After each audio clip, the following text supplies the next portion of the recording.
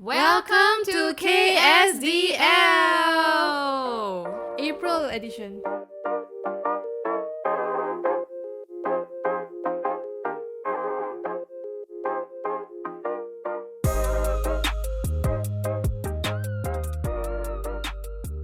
Hi, I'm Adila, I'm Xuan. and we are the co-hosts of KSDL. How have you been, Xuan? What have you been doing?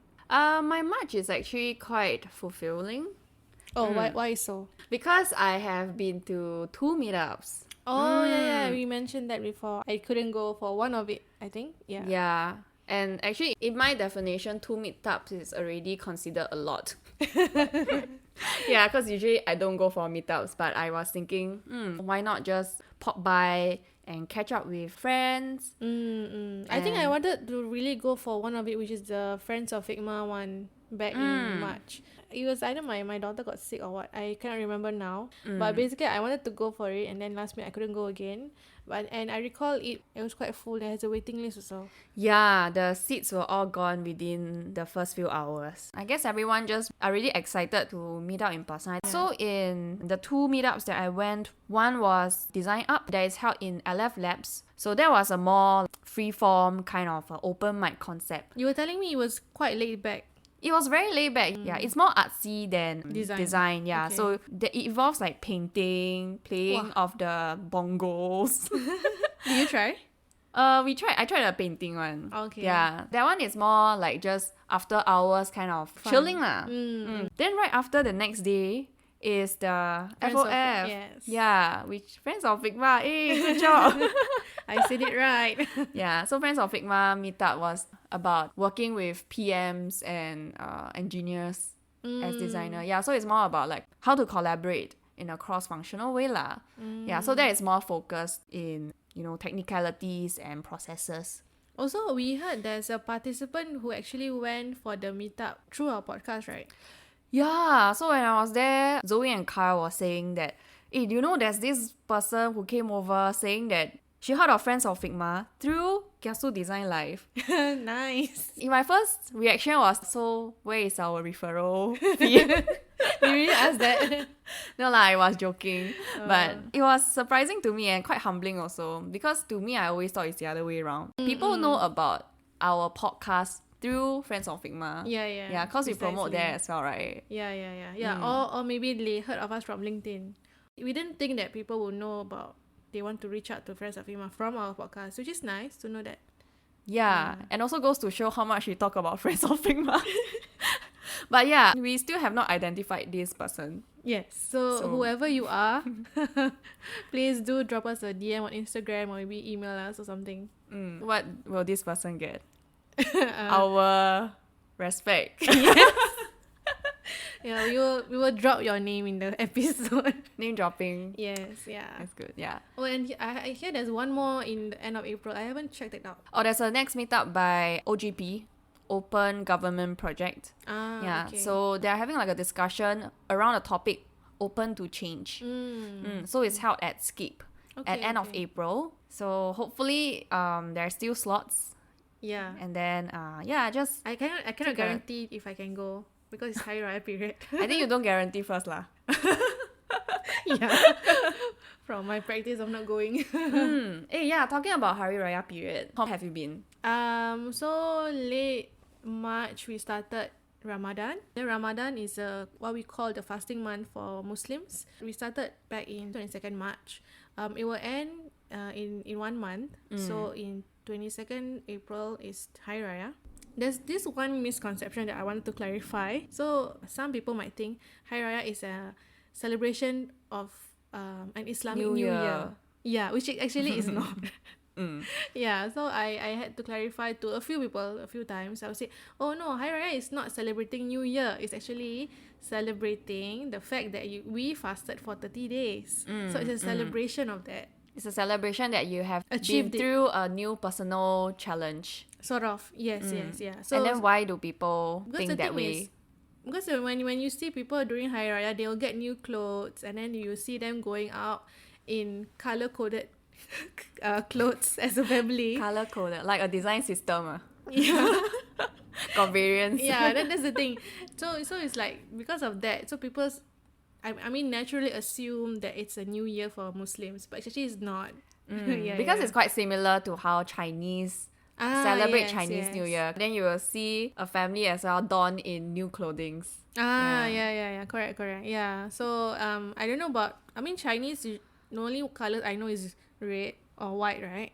It used to be red and white, and it used to be considered disrespectful or inappropriate to wear black. But I think people are slowly becoming more and more accepting. Okay. I mean, for us Muslims, we don't really have any objections to any color. So the common our common practice is like during fasting month, if we were to see a friend, right? Hey, you buy your baju raya already? Hey, you this year what color? This year what color? Yeah. Last year our family was red, so this year might be blue or black or white. Yeah, that sort of thing. Yeah. But must be together, like not really arranged must. together. It's not must. It's just like it's very kampong spirit when you whole family, you can identify, this family is yellow, means this family is together. Or later this yellow color family will go to this house. And when another family will come in, it's all red. Yeah. So and when we take pictures, right, we will go family by family, and it's very nice because you can see the different colors. Yeah. And it looks very colourful. Like if I would imagine like a bunch of families meeting together. Like rainbow. Yeah. It's like a colour picker in real life. If you guys go to Geylang Bazaar, right? So if you see some family shopping, and then the shopkeeper will ask, "Hello, welcome. What color are you looking for?" And then I say, I'm looking for this specific green." Then the shopkeeper will say, this is a Tiffany green. We have Tiffany green here, mint green here. And I'm like, okay, so many green, which designers will appreciate because they're different tones. So that's. Actually, I think practically it makes a lot of sense for you all to dress in the same colour. Why? So let's say you go to Geylang Serai, right, for the bazaar, right? And then there's a lot of people. If a kid gets lost, it's easier for like the management to find the family. Based on like, the these kids wearing yellow, okay, target all the yellow families. Yeah, actually quite true. Especially if it's a specific pattern on the I baju. think it's like, so it's easier to identify. There was this one meme I saw a few years back. It was during COVID period. The meme was this family, right? They all wear this certain pattern, and then they sat on the carpet, and the carpet has a certain pattern. And then when someone took the picture, they were like, "Can you spot the family?" Because the pattern was very close to the carpet. Like camouflage, is it? Yeah, precisely. Adila is fasting. Yes, correct. Yeah. But we still get on with the recording. Yes. On with the show. On to with the show. Okay, so what are we talking about for today's episode? We are basically talking about common traits of Singaporean designers that we would like to encourage people to keep or to kick. Positive traits which we feel that they are really vital and encourage more of it to happen, while in the same time negative traits, not really negative lah, just like how you want to change, how you want to be better. But it's a good thing for us to just call it out and then also take note of it. So I had a meetup with two friends recently, and then we talk about feeling imposter syndrome. We actually question, is this common in Singaporeans? Are there any other traits unique to Singaporean designers? Yeah, and I think it's also a nice topic to kind of explore on our side, because given that we are Kiasu Design Life, right, and our mission is also to talk about something that is more local, that crosses design as well. It's like when we think of, let's say, Japanese designers, then we always think, Japanese designers or Japanese design is very intricate, it's very master to their craft. Yes. Then what makes Singaporean designers Singaporeans? It may not be very well explored in the area of design. So we thought like, why not, right? Use this chance to talk about it lah. And also maybe just a disclaimer on our side as well, because I think observations about culture and it's very, very subjective. What we see may not be same as what other people would think. But then again, I think it's a nice opening, just for discussion's sake. Yeah. So feel free to even use our episode as a starting point for you to start a conversation, or you can even give us feedback if you feel there are things to add on, or maybe strongly disagree. Also can. That's the whole point of this. It's an open to discussion episode.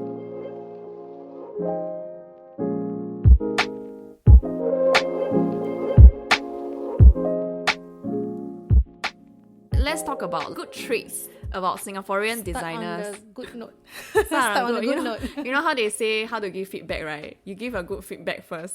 Oh, is it a sandwich method? Yeah, the I've heard of shit it. sandwich method. It's a shit sandwich. Yeah, it means you have a Positive? positive, negative, then you end with a positive. I see. Yeah, today we're gonna do like an open sandwich.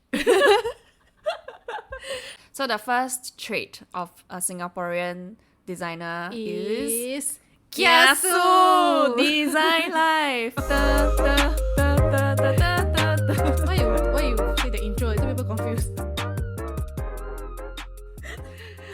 Yeah. Okay. So we feel that Singaporean designers are generally quite kiasu. For example, if let's say we are given a certain project, we will tend to over deliver on the design work, on the deliverables. So if let's say only 3 ideas are required, a kiasu designer will come up with 6 to impress and also to actually protect themselves. Yeah, it's a lot of how can I make sure that I maximize this whole situation. Yes, so that people don't come blaming or arrow pointing on me not doing enough work. Yeah. The kiasu spirit help us in trying to make sure that there's no gaps in our work. Cover all bases, I think. Cover all bases, yes. Yeah. So I think that's a good thing, being kiasu. And what led us to being kiasu, I guess, is because for those who really grew up in Singapore, right, the education system over here is pretty competitive. Yes, Yeah. precisely. I mean, I'm sending my kid into primary 1 next year. I don't know survive. I don't know I don't know what to imagine or how it will be like. So I'm a bit like trying to mentally prepare myself. We as designers, we always think of how can I better myself and get ahead of other people. Yeah. Our kiasu spirit has led us to be not as complacent. Yeah, we are always thinking of like, how can I find a better niche to make sure that I ace in something lah. Yeah.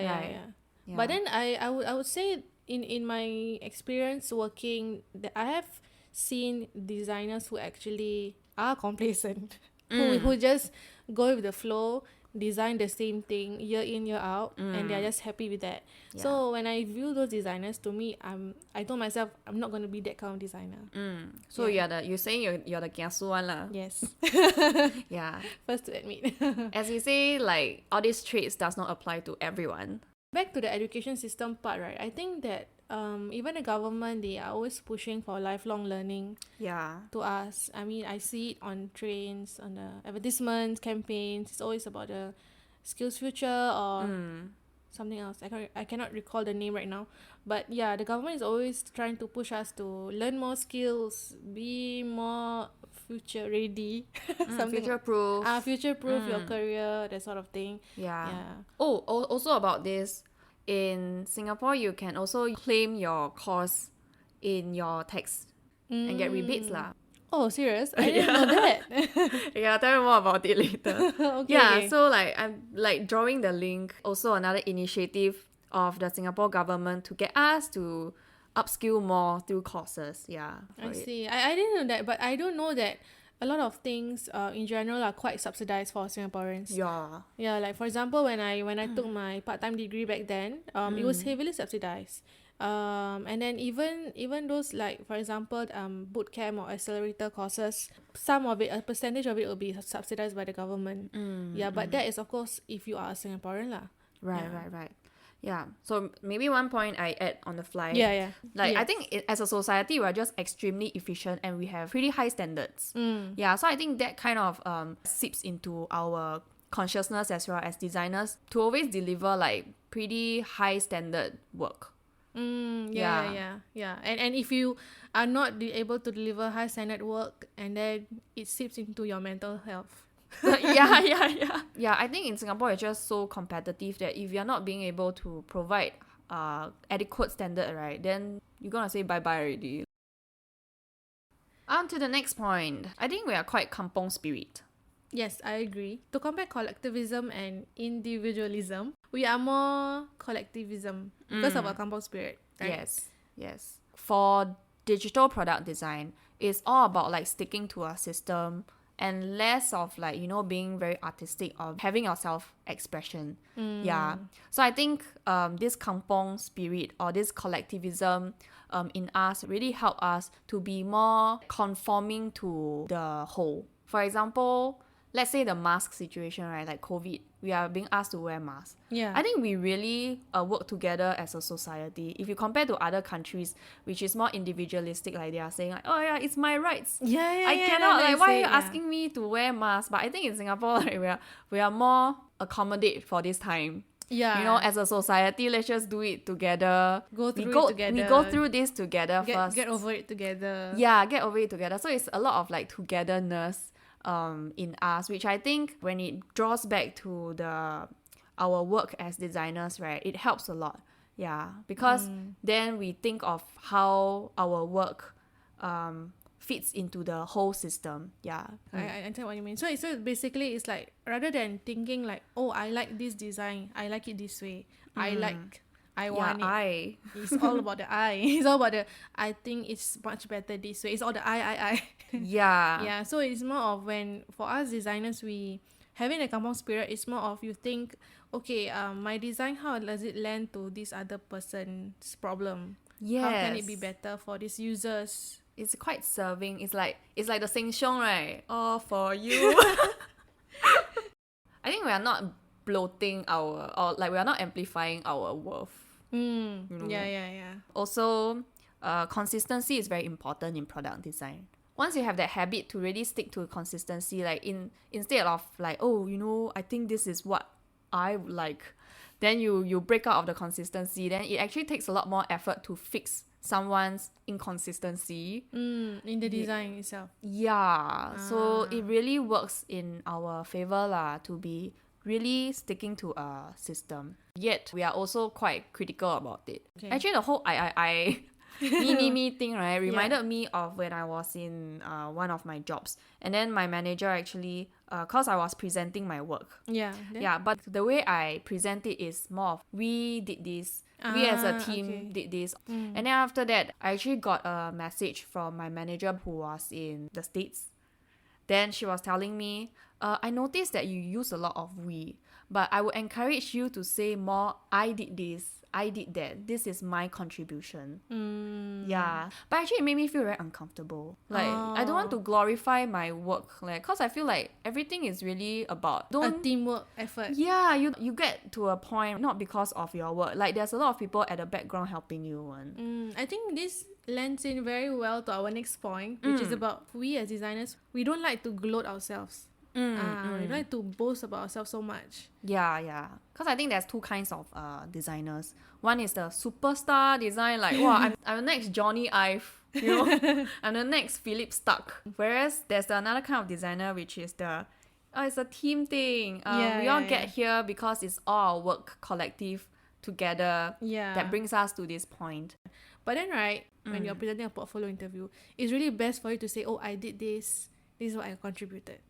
Yeah, I think it's a fine balance between saying, this is what I've done, my competitive advantage is being contributed for this project to move to this stage. But then also, it's a very conscious effort to really credit the people who help you to get to this point. Okay. Yeah. So I think it's good to have two sides lah.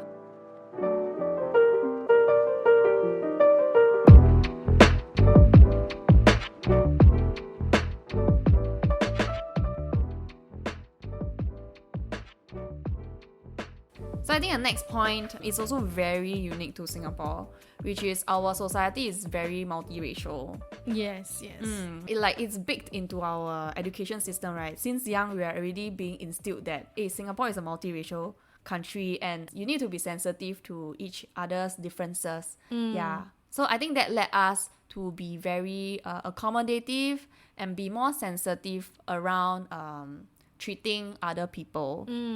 We grew up basically instilled with to live in harmony basically with all the different cultures. So it's easy for us to step out of our bubbles and just embrace other races, basically, like just like how I embrace you. Let's embrace now. Okay, we're hugging in real life. What I mean is, it's just like how I embraced Joanne from a normal, simple message online and meeting up with her. And Yeah, then led to this point, right? yeah. So we grew up knowing that we need to be sensitive to other people's culture, because the thing is, I think there have been instances in the past where some controversial and non-appropriate actions were being flamed online. For example, there was this I don't know whether was it last year or last 2 years ago, where apparently they used a lady's wedding photo for their Hari Raya celebration poster, or is it At the CC. a standee? Yeah, Because it's a standee, so they cut out the face. yeah. Oh my god. So it's like a bit disrespectful to the person lah. Yeah. Those sort of things are a bit inappropriate and then maybe a bit sensitive. It's best for you to do a thorough check with someone from that race or that culture. Drawing back to our design work, right? Being accommodative and being sensitive allows us to really dial up our senses. Like in UX design, we always mention about accessibility checks, right? Yeah. So maybe one extra check that we might consider is a culture appropriate check. So our next point is basically receptiveness to trends. We do believe that Singaporean designers, we are quite on top of trends such as apps. Any other trends that you can think of? Food trends like permeates into Singapore very, very quickly. And I think it takes over the whole of Singapore very quickly also, given the size of us as a country lah. If you are not a recluse, I guess, and when you go out in the public, right, it's very easy for you to spot someone who is donning a new trend. Yeah, to at least be aware lah. Yeah. So as designers, when we are aware of such trends, it will help us in our work lah, basically. It gives us the advantage as designers to be more exploratory as well. Hey y'all, this is Xuan dropping in. Thanks for sticking with us to this point. So to keep our episode more bite-sized, we decided to split the rest of the conversation to the next episode. So stay tuned where we talk about Singaporean traits to kick. See ya!